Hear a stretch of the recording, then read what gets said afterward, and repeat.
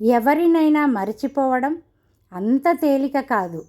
ఎందుకంటే మనం ఎవరితోనైనా కలిస్తే వాళ్ళతో మానసికముగా బంధం ఏర్పడుతుంది. మాట్లాడుకున్న ఊసులు, కలిసి ఉన్న క్షణాల జ్ఞాపకాలు మాత్రమే కాదు, అనుభూతులు, భావనలు కలిసి ఉంటాయి. మెదడుకు అతను మనవాడు కాదు అని, అతను మన జీవితంలో లేడు అని తెలిసినా కూడా మనస్సు అతనిని మాటిమాటికి వెతుకుతూ ఉంటుంది. మనసు పడటం కావచ్చు, లేదా ప్రేమ అలాంటిదే.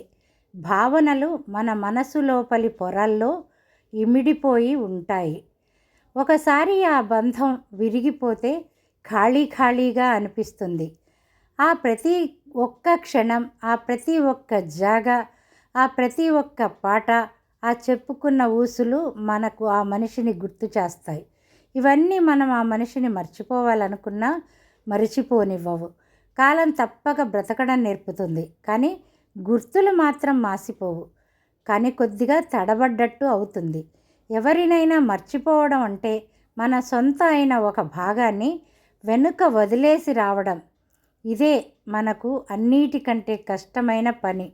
మర్చిపోవాలి అనుకుంటున్నారా? కానీ గుర్తులు ఇప్పటికీ పచ్చిగా ఉన్నాయా? ఏదైనా ఉంటే కామెంట్ చేయండి. ప్లీజ్ లైక్ చేయండి. మీకు నచ్చితే సబ్స్క్రైబ్ చేసుకోండి. Thank you.